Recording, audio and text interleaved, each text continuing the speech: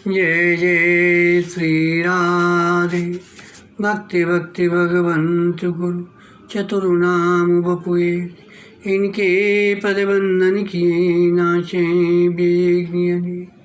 श्याम प्यारी कुंज बिहारी, जय जय श्री हरिदास दुलारी।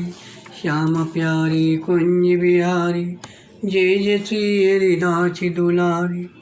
आज के सत्संग में श्री करदम जी का एवं श्री अत्रि जी का चरित्र वर्णन करेंगे।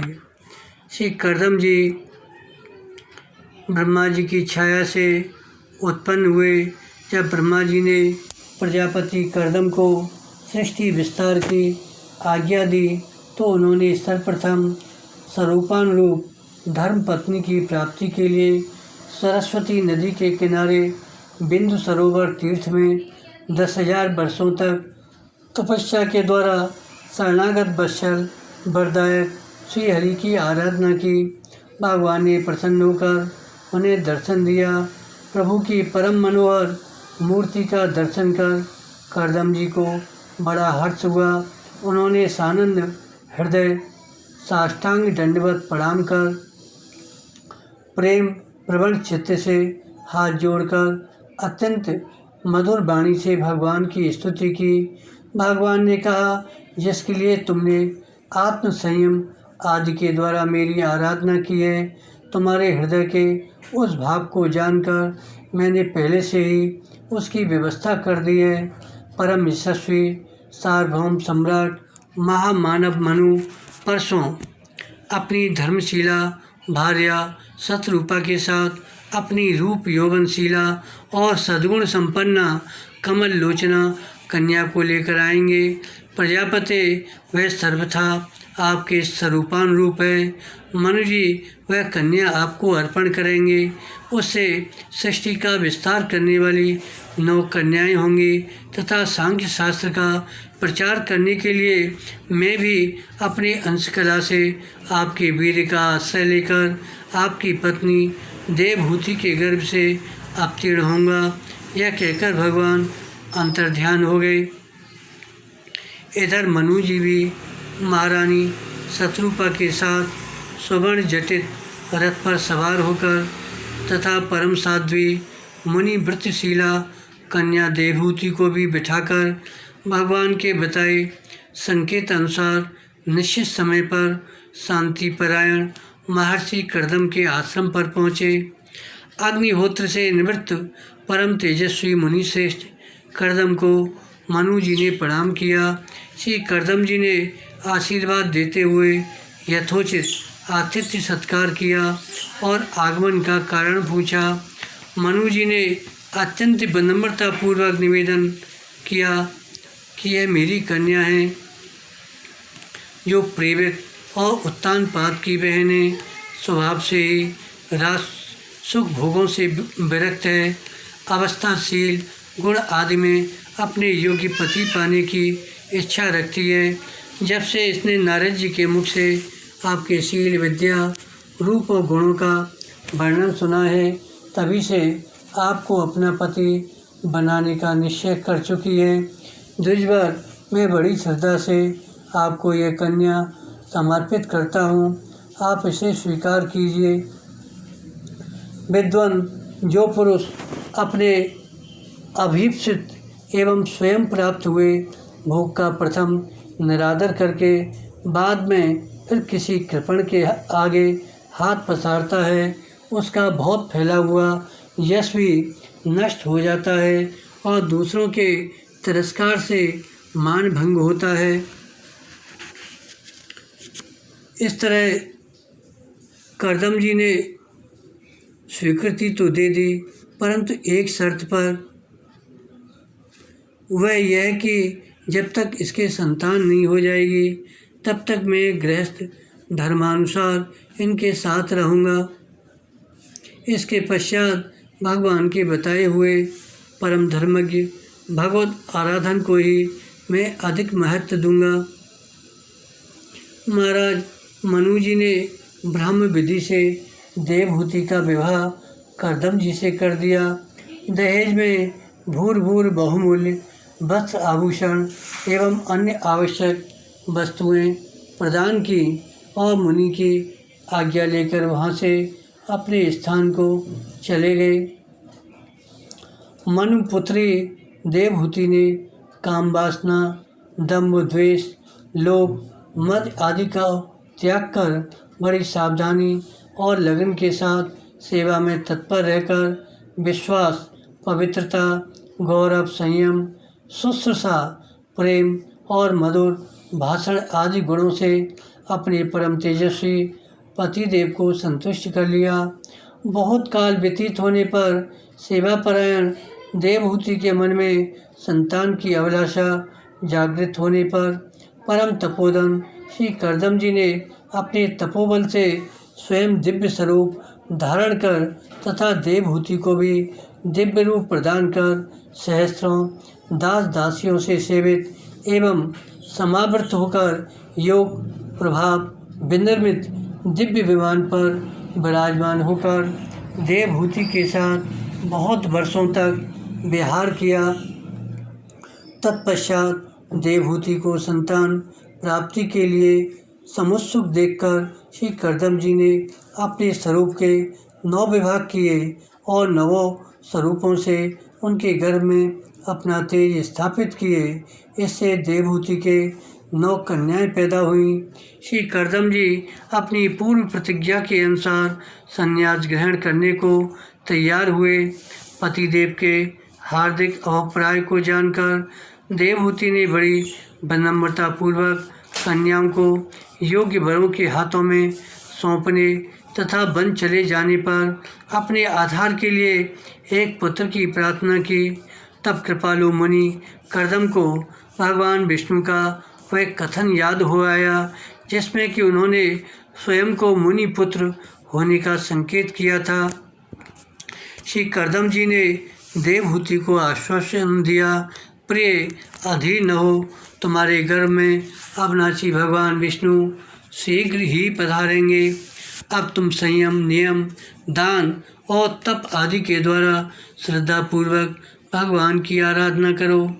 पति वचन पर विश्वास कर देवहूति प्राण प्राण से भगवत आराधन में लग गई।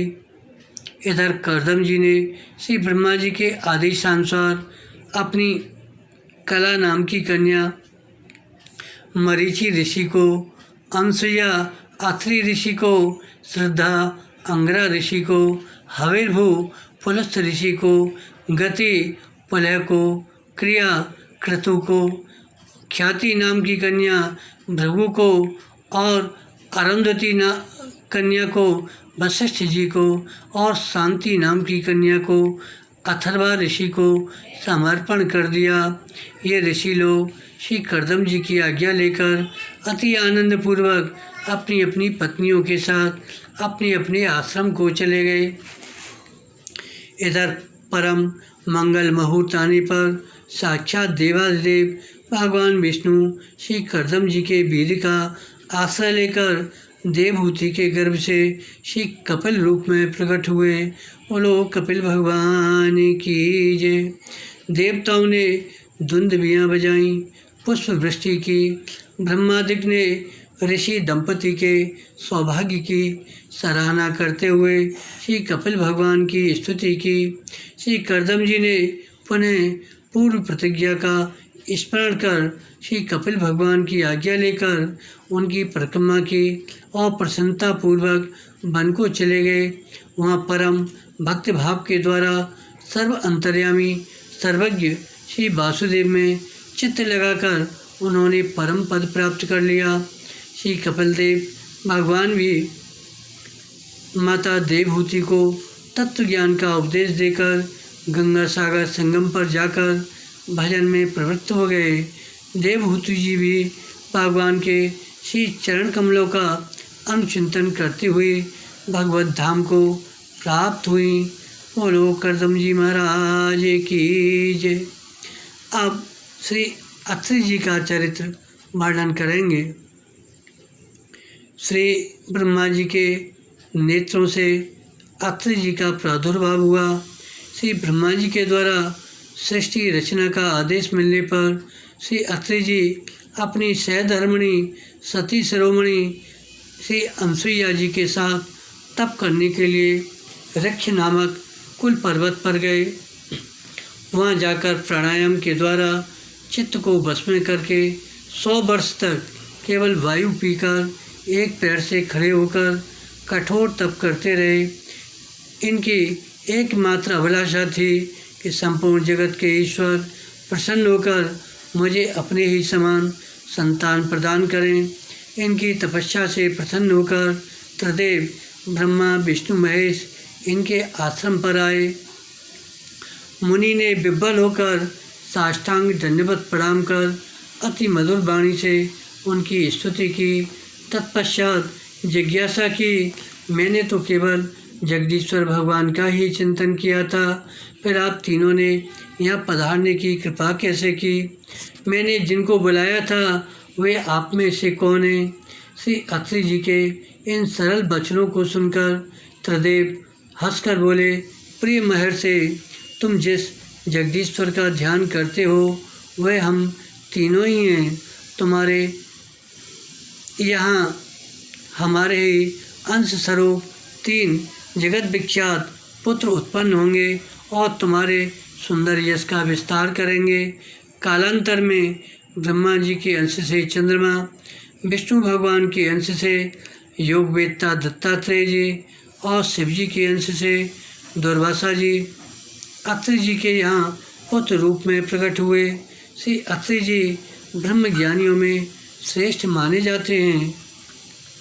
एक बार देवासुर संग्राम में राहु ने अपने बाणों से चंद्रमा और सूर्य को घायल कर दिया, जिससे सब ओर घोर अंधकार छा गया। फिर तो अंधकार में फंसे हुए देवता लोग कुछ सूझ न पड़ने के कारण एक बारगी बलवान दैत्यों के हाथ से मारे जाने लगे। तब वे भागकर तपोधन श्री अत्रि मुनि की शरण में जाकर अपनी स्थिति निवेदन किए। देवताओं की प्रार्थना पर अत्रि जी ने अपनी तपस्या से उस युद्ध भूमि में प्रकाश फैलाया और संपूर्ण जगत का अंधकार दूर किया। उन्होंने दिन में सूर्य बनकर एवं रात्रि में चंद्रमा बनकर आलोक प्रदान किया। इतना ही नहीं, उन्होंने अपने प्रचंड तेज से दैत्यों को दग्ध कर दिया, जिससे देवता बड़ी सुगमता पूर्वक उन पर विजय पा गए। श्री अत्रि जी ने चंद्रमा और सूर्य को अपना तेज देकर तेजोमय बनाया। वनवास काल में श्री राम जी सीता जी सहित अत्रि जी के आश्रम पर गए थे। अत्रि के आश्रम जब प्रभु गयो, सुनत महामुनि हर्षति भयो। पुलकित गाति अत्रि उठ धाये, देख राम आतुर चले आए। करत दंडवत मुनि कर लाए, प्रेमी बार द्वय जन अनुभाए। देख राम चब नैन जुड़ाने, सादर निज आश्रम तब आने। कर पूजा के वचन सुहाए, दे मूल फल प्रभु मन भाए।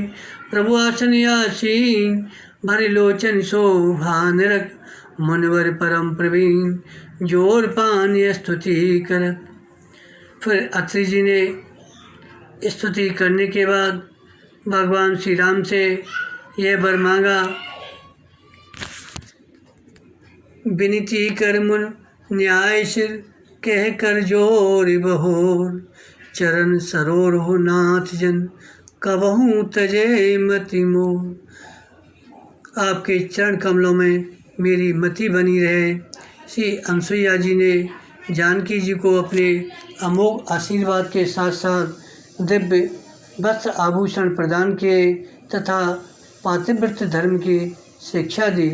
जब भगवान श्री राम जी इनसे अन्यत्र जाने के लिए विदा मांगे तो इनको वियोग व्याप गया। इनके भाव को देखकर भगवान श्री राम जी मन ही मन बहुत प्रसन्न हुए। श्री अत्रि आदि ऋषियों के भाव से भावित होकर रघुनाथ जी श्री चित्रकूट में सदा सर्वदा निवास करते हुए भक्तों को अभिमत प्रदान करते रहते हैं। अत्रि अनसुईया का आध्यात्मिक अर्थ बताते हैं। अत्रि, अत्रि अर्थात त्रिगुणातीत, जीव ही अत्रि है और अत्रि की ही सहधर्मिणी अनसुईया अर्थात असूया, अदोष दर्शनी वृत्ति, जो गुणियों के गुण का खंडन नहीं करता, किसी के थोड़े से भी गुणों की प्रशंसा करता है, दूसरों के दोष देखने में मन नहीं लगाता, उसके इस भाव को अनसुईया भाव कहते हैं। अर्थात त्रिगुणातीत पुरुष में ही अनसुईया वृत्ति का उदय होता है।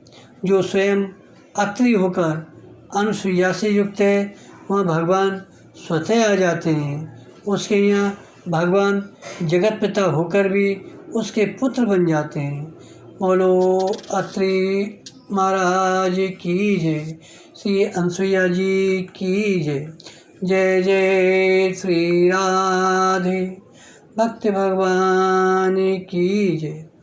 जय जय श्री राधे, जय जय श्री राधे, जय जय श्री राधे।